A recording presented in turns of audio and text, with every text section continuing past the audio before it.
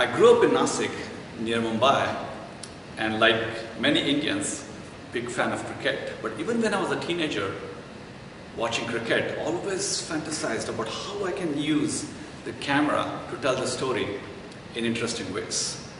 Fast forward to now, and I run a group called Camera Culture here at the MIT Media Lab. And as a professor, we invent a lot of great things in our group. All kinds of cameras. We have a camera that can look around corners beyond the line of sight. Or we have extremely high-speed cameras that run not at 1,000 or a million or a billion frames per second, but run at 1 trillion frames per second, where you can watch light slow down. Well, here in Boston, as you know, we are crazy for baseball, thanks to the Red Sox. So I really had to convince my students to give up their passion for baseball and focus on this really important problem of what happens in cricket. What did we do? We had to solve many problems. We had to figure out what kind of sprays we can use on a bat so that it may hide the signature of heat. Then we had to figure out how we can use a thermal IR camera, which looks like an ordinary camera but records the thermal infrared signature, to analyze the information that's coming from this imagery. And finally, we had to figure out how we can create very repeated motions on a bat so that we can figure out when the ball hits the bat in the middle, it nicks it and grazes it, or slides away from the bat. And to make very precise repeated motions for position and speed, we used a KUKA robot, which is a $30,000 robot and is used for very different applications here at the MIT Media Lab. But we put that to use to see how a ball will impact the bat at different speeds and different locations. And finally, we use computer algorithms to reconstruct and analyze the different heat signatures to come up with a new conclusion. So here I give you my students, Everett, Stephen, Siddharth, and Chinmay, who will show you how we did this experiment and came up with some really interesting results. When the cricket ball comes in contact with the bat or the protective gear of the batsman, the friction due to this impact locally generates heat.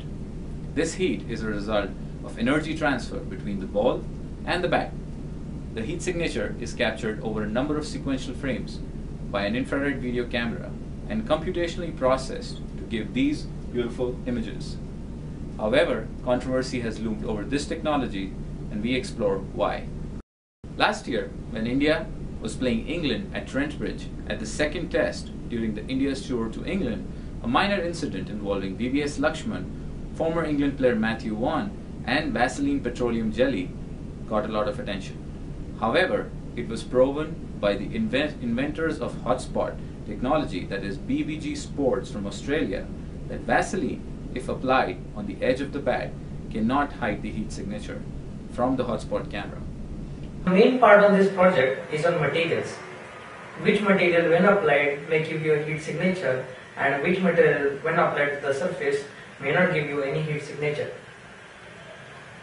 There are several aspects to be considered while applying materials for the heat signature detection. You have to consider whether the thermal conductivity of the material to be applied on the surface is lower than that of the air, or it is higher than that of the air. Consider the case of petroleum jelly or Vaseline. When applied on the surface of the bat, the thermal conductivity of Vaseline is 0.18 watts per meter Kelvin, which is much higher than that of air. As a result, Vaseline or petroleum jelly, when applied on the surface of the bat, will occupy all the voids on the grain structure of the bat, thereby giving you a denser grain structure or a denser material structure. As a result, the thermal energy transfers very easily as compared to what it would be in presence of only air. Hence, the heat signatures given off will be much uniform and better in resolution. But consider the case when the thickness of Vaseline layer is more than 1 mm. In such a case, there are alternate layers of air and Vaseline being tracked together. The resultant combination has a thermal conductivity which is much lower than that of the air. As a result, this combination acts as a thermal insulator, thereby blocking all the heat signatures given off by the bat surface. Now the entire class of materials that we have proposed here are basically silicones and siloxanes, which are thermally insulating materials, which when applied to the surface of the bat give you a material which has a thermal conductivity which is very less as compared to that of the air. Hence, the heat signature given off by the bat is trapped between this material and the wooden grain structure of the bat. This heat signature or the dissipated heat is given off to the atmosphere via diffusion in the form of radiation. Thereby, thermal air camera is not able to detect any heat signature from the surface of the bat. To test various conditions and materials, we use this robotic arm to simulate a thrown ball and a tipped hit. In this setup, we have the ball mounted to the arm, and we keep the cricket bat fixed on a vise mounted to this table.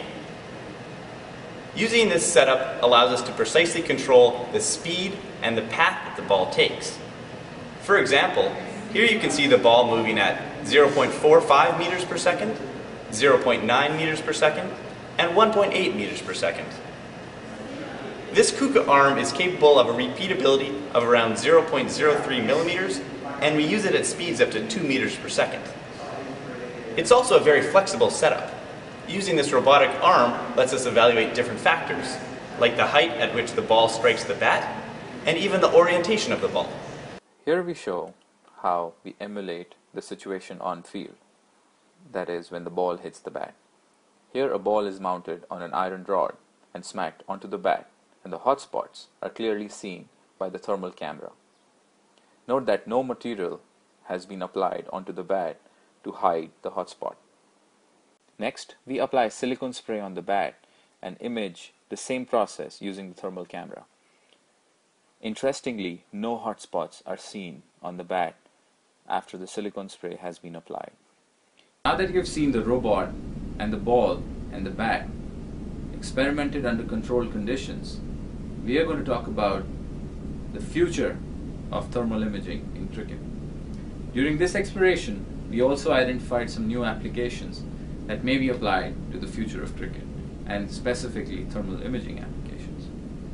Data analytics, answering questions like how many times did a batsman middle the ball, like doing a bowler's line and length analysis using Hawkeye, which is already very widely done in international cricket broadcasts. Where did the bowler bowl? How many times did the bowler bowl the ball in that length or along that line? Can we utilize thermal imaging to develop higher quality bats and balls? To develop a metric to understand how many balls a batsman middles to improve training? New scanning technologies to test whether any surface has been applied to a bat before going to the field. The future of thermal imaging will have a deep impact on other sports as well: American football, soccer, and baseball. The potentials for science to expand how we understand our favorite games are great.